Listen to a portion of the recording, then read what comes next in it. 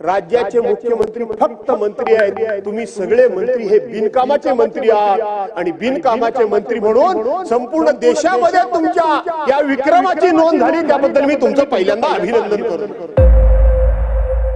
अशा पद्धतीचा विश्वास निर्माण व्हावा की आम्ही तुम्हाला सरकार म्हणून न्याय देतो आहोत, आम्ही तुम्हाला दुर्लक्षित करत नाही आहोत, आम्ही तुमचे अधिकाधिक प्रश्न प्राधान्याने सोडवण्याचा प्रयत्न करतो आहोत, अशा प्रकारचा एक संदेश या सभागृहाच्या माध्यमातून विदर्भाच्या जनतेमध्ये आणि पर्यायाने महाराष्ट्रामध्ये जाणं अपेक्षित असतं आणि म्हणून हे विदर्भामध्ये अधिवेशन आपण वर्षातून एक घेतो।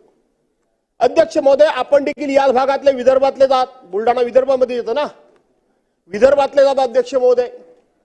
अध्यक्ष महोदय, आपण फक्त आता आम्ही बोलल्यानंतर काही माझे सन्मान्य सदस्य कदाचित, मी काय कोणावर आक्षेप घेत नाही, माझ्या भाषणामध्ये अडथळे आणतील, ते मला रोखण्याचा प्रयत्न करतील, परंतु इथं आपण आपल्या मनाला एक प्रश्न विचारला पाहिजे।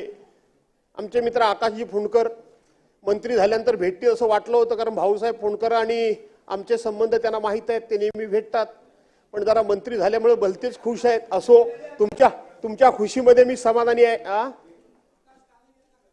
नाही, आनंद आहे, मला मनापासून आनंद आहे। अर्थात त्यांना सुद्धा ते थोडं स्वप्नच पडल्यासारखं आहे खरं सांगायला गेलं तर, मी आणि मंत्रिमंडळामध्ये आणि तो डायरेक्ट कॅबिनेट, पण हरकत नाही, वडिलांची पूर्वपुण्याई तुमच्या वाट्याला आली याचा आम्हाला आनंदच आहे, नक्की आनंद आहे। आणि म्हणून हे विदर्भामध्ये अधिवेशन झालं असताना अध्यक्ष महोदय, या अधिवेशनाच्या माध्यमातून मी ज्या महाराष्ट्रातल्या जनतेच्या आणि विशेष करून विदर्भातल्या जनतेच्या ज्या अपेक्षा व्यक्त केल्या, या अपेक्षांना आपण न्याय देऊ शकलो का अध्यक्ष महोदय? आज 6वा दिवस अधिवेशनाचा आहे, माझ्या माहितीप्रमाणे मी पहिल्या मिनिटापासून हजर आहे। 6व्या दिवसामध्ये सभागृहामधला एकही मिनिट वेळ हा विरोधी पक्षांनी सभागृह बंद पाडून वाया घालवला नाही। पण या 6 दिवसाच्या अधिवेशनाच्या कालावधीमध्ये आम्ही विदर्भातल्या शेतकऱ्यांच्या अडचणींबद्दल किती चर्चा केली, विदर्भामध्ये येऊ घातलेल्या उद्योग धंद्याबद्दल आम्ही किती चर्चा केली, आम्ही कायदा आणि सुव्यवस्था याबद्दल किती चर्चा केली, आम्ही संत्रा असेल, त्या ठिकाणी कापूस असेल, सोयाबीन असेल, कांदा असेल, कोकणातला आंबा असेल किंवा काजू असेल, जो शेतकऱ्यांच्या जीवना मरणाचा प्रश्न आहे, मासेमारी असेल, याच्यावर आम्ही जरी विदर्भात असलं तरी सुद्धा आम्हाला आमचे विषय मांडायलाच पाहिजेत आणि म्हणून याच्यावर आम्ही किती चर्चा केली अध्यक्ष महोदय, ह्याचं जर आपण उत्तर विचारलं तर काही चर्चा नाही। आज राज्यामध्ये 42 मंत्री आहेत, 42 अध्यक्ष महोदय, 42 मंत्री। अधिवेशन 16 तारखेला सुरू झालं, 39 मंत्र्यांनी शपथ घेतली। दादा, घटनात्मक दृष्ट्या फक्त आज राज्यामध्ये एकच मंत्री आहेत, राज्याचे मुख्यमंत्री फक्त मंत्री आहेत, तुम्ही सगळे मंत्री हे बिनकामाचे मंत्री आहात आणि बिनकामाचे मंत्री म्हणून संपूर्ण देशामध्ये तुमच्या या विक्रमाची नोंद झाली, त्याबद्दल मी तुमचं पहिल्यांदा अभिनंदन करतो। बिनखाताचे दादा, सॉरी, कामाचे नाही, तुम्ही कामाचेच आहात। बांधकाम खाता आलं तर कोकणाचं नक्की भलं कराल, पुरा विचार करा तुम्ही, कारण त्यावेळेला तुम्ही खूप मदत केली आहे, केली ती मी सभागृहात समोर पटलावर सांगतो, कधी मी लपवून ठेवत नाही, जे आहे ते आहे। आणि म्हणून तुम्ही बिन खात्याचे मंत्री, पण जाऊ द्या, मनातल्या मनात बाकी सरकारी सोयीसुविधा तुम्हाला मिळत आहेत, त्यामुळे तुम्ही खुश आहात, याच्या तुमच्या आनंदामध्ये आम्ही आहोत, पण जनतेच्या पदरात काय पडलं हा प्रश्न तुम्ही विचारा। अध्यक्ष महोदय, हे सरकार सत्तेवर आल्यापासून म्हणजे मागच्या वेळेला आणि आता 1 जुलै 2022 ते 31 डिसेंबर 2022 पर्यंत या विदर्भामध्ये 1505 लोकांनी आत्महत्या केल्या।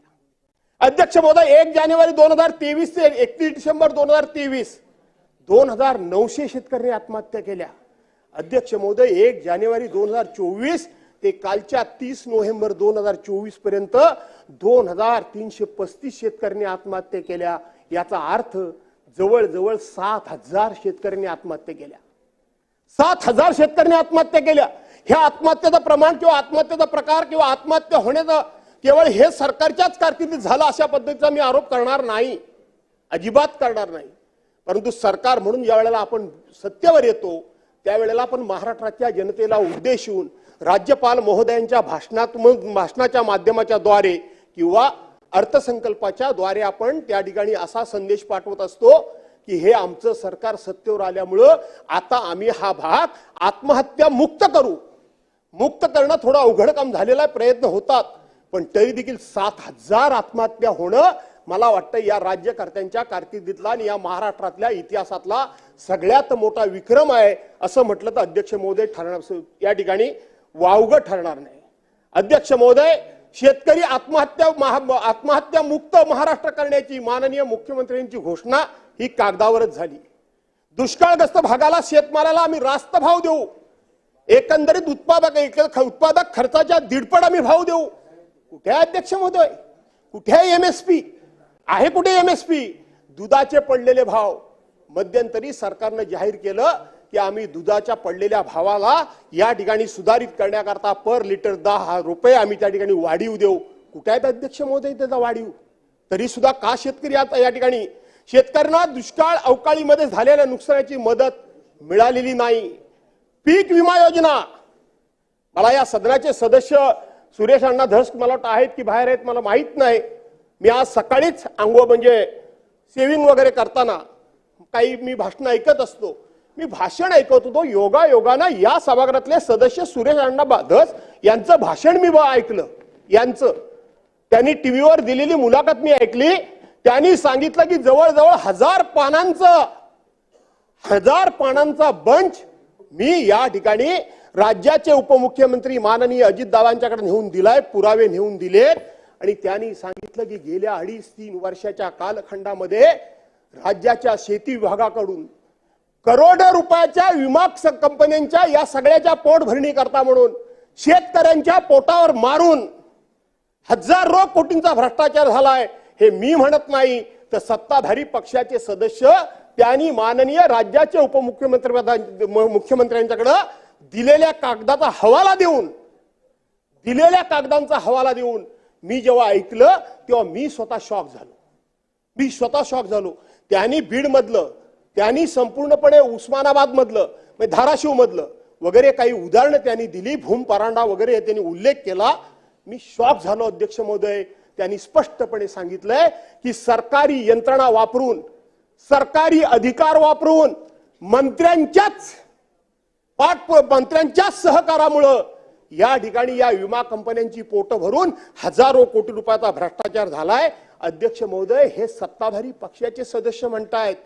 हा विषय कधीतरी माननीय मुख्यमंत्री महोदयांनी या सगळ्या गोष्टीचं गांभीर्याने दखल घेतली पाहिजे. मी माननीय मुख्यमंत्री महोदयांना विनंती करेन की 2014 ते 2019 मी तुम्हाला सभागृहात बघितलंय.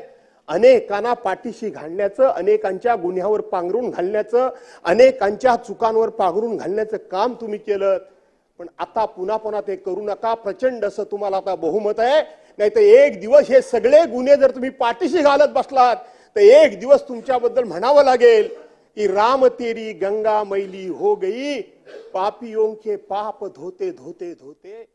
देवेंद्रजी, अशा पद्धतीनं चुकीच्या गोष्टींना जर तुम्ही पाठीशी घातलात तर कदाचित तुम्ही जी परवांच्या दिवशी एक काव्य केलं तसंच पद्धतीचं विडंबनात्मक काव्य तुमच्यावर करण्याची मात्र वेळ आणू नका.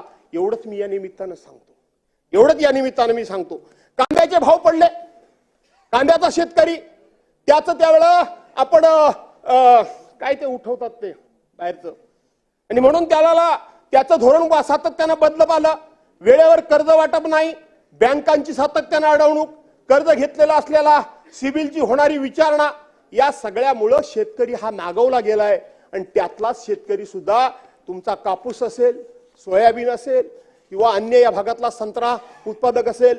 मला नक्की माहित नाही, परंतु यावेळेला आम्ही जेव्हा रस्त्यानं जातो तेव्हा संत्री अतिशय सुंदर दिसतात, चांगल्या प्रकारची, नेहमीसारखी अशी सुकलेली चिमलेली वगैरे संत्री दिसत नाहीत. परंतु त्या संत्र्याला योग्य तो भाव सुद्धा या ठिकाणी मिळाला पाहिजे. आणि म्हणून इथं मी आपल्याला विनंती करतो की आपण सरकारनं आता या विषयामध्ये लक्ष देण्याची गरज आहे. ही आत्महत्या त्या ठिकाणी कमी करण्याची 100% थांबणं अशा पद्धतीचा मी दावा करणार नाही, कारण हा वर्षानुवर्षीचा चालत आलेला विषय आहे. आणि म्हणून त्या आत्महत्या कमीत कमी कशा होतील याचा विचार अध्यक्ष महोदय सरकारनं करावा, अशा प्रकारची मी या ठिकाणी विनंती करतो.